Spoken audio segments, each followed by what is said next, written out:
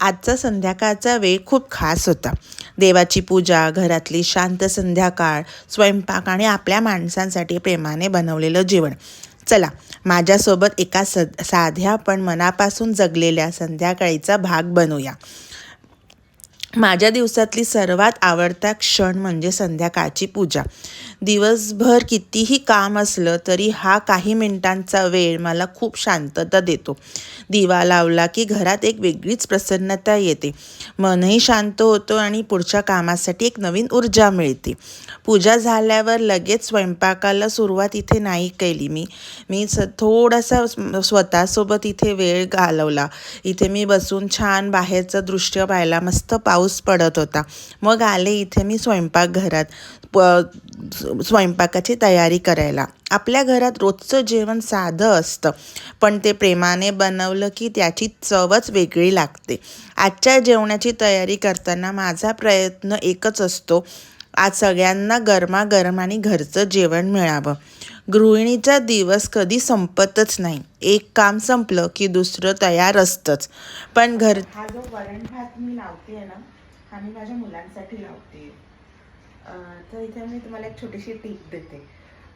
वरण थोडं जास्त टेस्टी करायला ना, मी ना त्याच्यात थोडं हिंग आणि लसूण मिक्स करते. टमाटा पण तुम्ही घालू शकता, पण माझ्या मुलांना आवडत नाही म्हणून मी तो अवॉइड करते. पण खरंच लसूण आणि हिंग घालून बघा आणि ते साध्या वरणाला जिरं आणि तुपाची फोडणी द्या.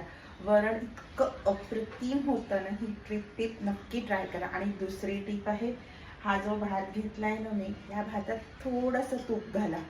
तूप घातल्यानं भाताचा फ्लेवर आणि एसेन्स दुप्पट होतं. मी गॅरंटी देते, तुमची मुलं अगदी ताट पूर्ण सफाचट करतील. ही टिप नक्की ट्राय करा आणि मला कमेंटमध्ये सांगा तुम्हाला कसं वाटलं. पण घरच्यांच्या चेहऱ्यावर समाधान दिसलं की दिवसभराचा थकवा कुठे निघून जातो कळतच नाही. मला वाटतं प्रत्येक घराची ऊब ही अशाच छोट्या छोट्या क्षणांमध्ये असते, नाही का? आता जेवण तयार करते. सगळ्यांना वाढून देणं, एकत्र बसून जेवण करणं, दिवसातील हा माझा खायचंय वरण भात. तर कुकर लावलेला आहे मी आणि मला आणि माझ्या मिस्टरांना खायचे मसाले भात. सो इथे तेच मसाले भाताची तयारी करते. तर त्याच्यासाठी मी ही फुलकोबी घेतली आहे, बटाटा घेतलाय, हे फ्रोझन मटार आहे माझ्याकडे आणि काही बेसिक इन्ग्रेडियंट्स टाकून मी हा असणार आहे आजचा आमचा डिनर. तर तुम्ही पण कमेंटमध्ये सांगा तुम्ही डिनरमध्ये कुठल्या कुठल्या रेसिपीज बनवता. तुमच्याकडे पण आहे का किचन पार्टनर? माझ्याकडे आहे हा वाला माझा किचन पार्टनर. हा दिसतोय ना 4 पायाचा किचन पार्टनर. याचं नाव आहे टोगो. टोगो हाय म्हण सगळ्यांना. हाय. आणि सांग माझ्या आईच्या चॅनलला सबस्क्राईब करायला विसरू नका. तर याच्यासोबत असा टाईमपास सुरूच राहतो माझा. तर आधी मी मुलांसाठी कुकर लावला आणि त्याच्यानंतर मी इथे ना मसाले भाताची तयारी करायला घेतली. सगळ्या भाज्या चिरल्या वगैरे आणि मसाले भात पण फोडणीला घातला.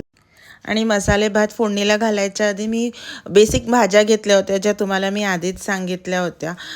तर आपली फुलकोबी असते, वाटाणा असतो, माझ्याकडे फ्रोझन मटर ऑलरेडी अवेलेबल होते. गाजर टाकायचं होतं पण ना गाजर संपून गेलं होतं माझ्याकडे, सो मी ते नाही टाकलं. इथे मी काही खडे मसाले टाकले, जसं काही लवंग आणि मिरे आणि त्याच्यानंतर आपला छान असा मसाले भात फोडणीला घातला. अच्छा, मी ना इथे ना तांदूळ जो ना मी बासमतीचा तांदूळ वापरला आहे. बासमतीचा तांदूळ वापरल्याने ना पुलावसारखा छान होतो मसाले भात.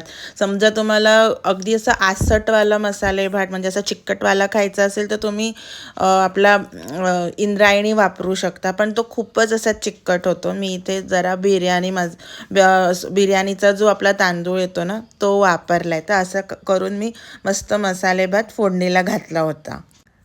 तर आजचा माझा संध्याकाळचा प्रवास इथेच संपतो. जर तुम्हालाही असे साधे, खरे आणि घरगुती व्लॉग्स आवडत असतील तर व्हिडिओला लाईक करा. कमेंट करून तुमची संध्याकाळ कशी असते ते नक्की सांगा. मी आहे द गुज्जू पुणेकर. उद्या पुन्हा भेटूया एका नवीन दिवसासोबत. तोपर्यंत काळजी घ्या आणि हसत राहा. नमस्कार. Thank you so much. बाय.